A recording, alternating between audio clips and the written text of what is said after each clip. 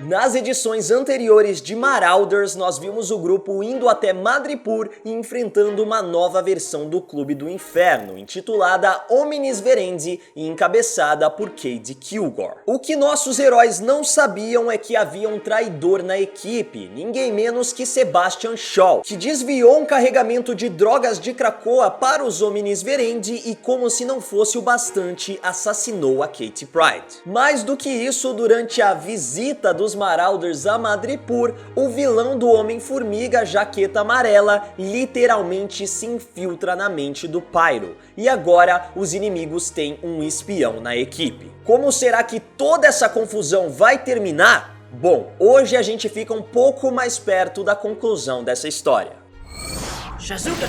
A nona edição de Marauders começa com o Pyro chegando em Krakoa e sendo recepcionado com uma grande festa. Mas ele diz que não pode curtir por muito tempo, já que logo vai precisar embarcar em uma nova missão. Ele só abre uma exceção para Jean Grey, que tasca o beijão no Pyro e assim a dupla sai cortando estrada ao som de Free Bird.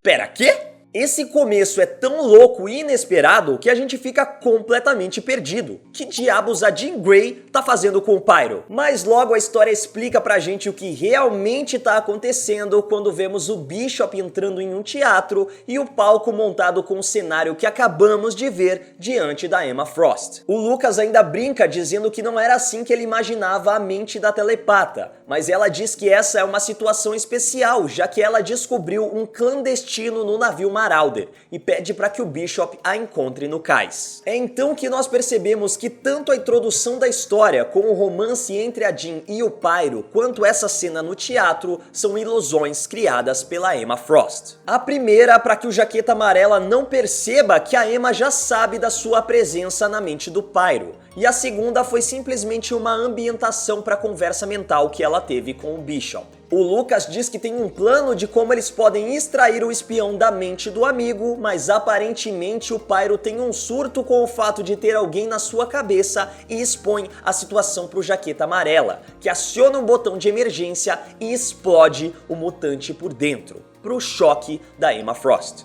Ela ainda tenta intervir de alguma maneira, mas as armas do vilão são mais rápidas e atingem a telepata na cabeça, matando mais uma mutante. O Bishop se esforça para evitar a fuga do invasor, mas o Jaqueta Amarela encolhe de novo e consegue escapar em alto mar. Ou seja, já são 3 membros dos Marauders mortos por ação do Sebastian Shaw. Afinal de contas, mesmo que indiretamente, ele contribuiu para os planos dos Omni Verendi. O que é uma merda, porque chega a ser inconsistente com o personagem. O Shaw desmantela um cartel de tráfico de drogas por eles se oporem a Krakoa, como nós vimos lá na revista dos Novos Mutantes, mas aí vai lá e auxilia um grupo que prega a supremacia humana?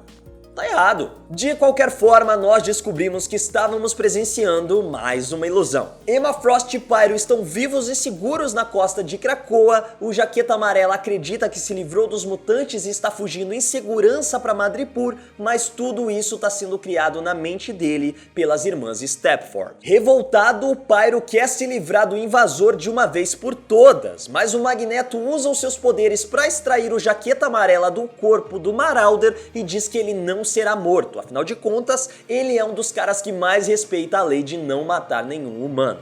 Mas assim que as irmãs Stepford garantem que o Jaqueta Amarela não faz a mínima ideia de que está em uma ilusão e a Emma extrai informações importantes da mente do clandestino, o Magneto manda o infiltrado para bem longe de Krakoa e diz que vai levar essas novas informações para o Conselho para que eles saibam como agir da próxima vez que suspeitarem de um infiltrado. Com a situação aparentemente resolvida, Emma e Pyro resolvem mandar um recado para os Omnis Verendi. Em Madripoor, o grupo brinda aos seus planos bem-sucedidos e o modo como a nação está em suas mãos. Afinal de contas, como nós vimos nos documentos dessa revista, os Omni Verendi praticamente compraram Madripoor ao fornecer recursos para as gangues locais e aprisionar a família real. Mas as coisas não estão indo tão bem quanto eles pensam. Com uma entrada triunfal, Emma Frost revela para eles que a missão de espionagem falhou e o Jaqueta Amarela está a caminho de Madripoor sem fazer ideia do que realmente aconteceu. Ela também diz que sente pena de ver crianças tentando brincar e replicar o Clube do Inferno e deseja que um dia elas cresçam. A telepata aconselha as crianças a ficarem longe dos negócios de Krakoa e diz que se orgulha de manter a cabeça fria nessa situação, já que outros membros da equipe têm o sangue mais quente. É então que o Pyro surge do meio das sombras e com aquela tatuagem de caveira na cara, mais parecendo um filme de terror, taca fogo na bagaça toda. E nós vemos os membros dos Homens Verendi queimando em desespero, enquanto o Pyro ri igual um maníaco. Só que adivinha só? Era mais uma ilusão. A Emma só fez isso pra mostrar pros Homens Verendi que os mutantes já sabem o que eles estão planejando, pra tristeza do Pyro, que queria continuar brincando e ter a sua vingança. Mas a Emma tem mais o que fazer, já que a sua presença é requisitada em Arbor Magna, o lugar onde os mutantes são trazidos de volta à vida. Mas infelizmente, pela quinta vez seguida, o protocolo de ressurreição falha e eles não conseguem trazer a Kitty Pryde de volta. Ninguém sabe o que tá acontecendo. Nós vemos os membros dos 5 frustrados encarando o ovo que não chocou e a Emma até quer conversar com eles para saber como algo que sempre deu certo não tá funcionando. Mas o Xavier pede para ela se acalmar, até como uma forma de preservar os 5, que estão tão abalados quanto a própria Emma. A história termina com uma narração da Rainha Branca, dizendo o quanto a presença da Kitty Pryde a tornou uma pessoa melhor, e como elas tinham tantas coisas planejadas que foram interrompidas de maneira abrupta.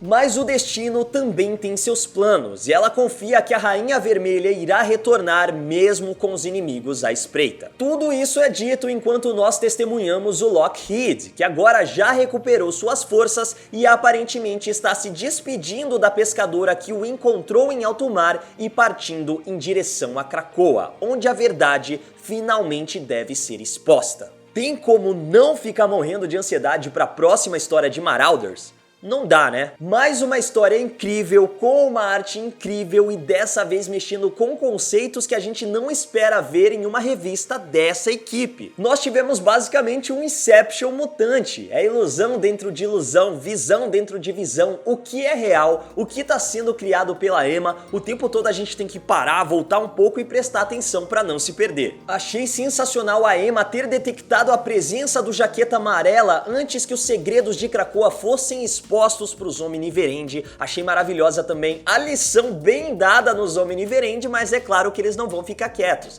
eles vão querer bater de volta de alguma maneira. A gente acabou não comentando durante a review, mas depois que a situação é resolvida, o Bishop diz que quer conversar com a Emma sobre algo que ele descobriu. O que seria isso? Será que está relacionado com o roubo das pétalas de Krakoa que nós estamos acompanhando lá na HQ do Wolverine? Eu penso que pode ser isso, já que o agente Jeff Bannister também foi citado nos documentos dessa edição de Marauders. Então pode ser que esteja relacionado a essa outra trama. Mesmo se não for isso, acho legal como as histórias dos diferentes títulos do Alvorecer do X estão começando a se integrar, mesmo que de maneira bem sutil. Mas e a Kitty Pryde? Ela já não conseguia atravessar os portais para Krakoa e agora o protocolo de ressurreição também não funciona nela? O que tá acontecendo? Bom, uma teoria que muita gente tá falando, inclusive já vi aqui nos comentários dos vídeos de Marauders e que eu não acredito que seja real, é que tem um Skrull se passando pela Rainha Vermelha. Por isso ela não atravessou os portais para Krakoa e por isso o protocolo não tá funcionando nela. Mas, peraí.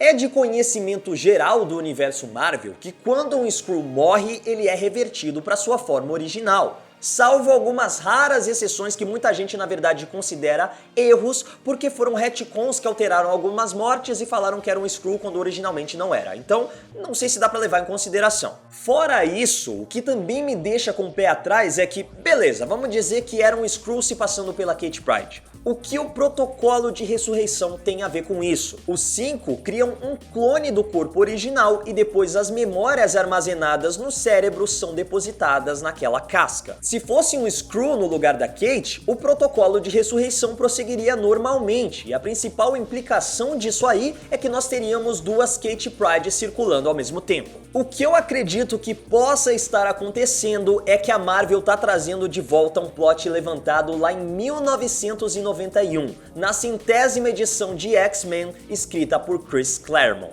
Nessa revista nós descobrimos que existe uma terceira raça relacionada tanto aos mutantes quanto aos humanos. são os chamados Neo. Eles possuem o gene X em seu material genético, mas ele se manifesta sempre de maneira perfeita. É como se eles fossem o ápice dos X-Men, mutantes sem falhas. Acontece que nesse arco fica subentendido que a Kate Pryde, que na época ainda era conhecida como Lince Negra, era uma Neo. É uma verdadeira confusão essa história aí. A Kate Pryde de verdade mesmo, teria sido trocada quando ainda era um bebê. Então as aventuras que nós acompanhamos dos X-Men, na verdade mostravam as aventuras da bebê Neo que foi trocada pela Kate Pryde, e a Kate Pryde original a gente nem sabe onde foi parar. Só que no final dessa saga, uma raça celestial conhecida como evolucionários acreditam que os Neo representam uma estagnação de um DNA e por isso decidem eliminar todos eles de uma vez só. Acontece que por mais que todos os Neo tenham sido eliminados, basicamente como foi o Dia M para os mutantes, a Kate Pryde continuou viva. Então essa história de que ela era uma Neo foi deixada de lado e encarada como um mal entendido, ou uma forma que os Neo encontraram para, por alguma razão, atrair a Kate Pryde pro seu lado. Mas e se essa história for real e de alguma maneira a Kate Pryde foi a única Neo que conseguiu sobreviver? Isso explicaria por que ela não conseguia atravessar os portais para Krakoa e por que os protocolos de ressurreição não estão funcionando. Afinal de contas, ela não é uma mutante, mas sim uma Neo. Pode ser isso ou pode não ter nada a ver com isso. Eu só sei que tô morrendo de ansiedade pra ver como essa história vai terminar e a gente precisa ver o Lockheed expondo o Sebastian Shaw pro Rei Negro ter o que merece de uma vez por todas. Mas essas foram as minhas impressões da 9ª edição de Marauders. Comenta aí embaixo o que você tá achando da revista e aproveita pra seguir a Legião dos Heróis nas nossas redes sociais e me segue lá no Instagram também, @MaidannaLH. É isso, legionários, e que a força esteja com vocês. O vilão do... explica... Mas logo a história...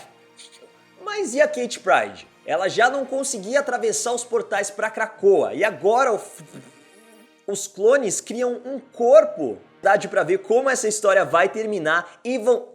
Mas e a Kate Pryde? Ela já não...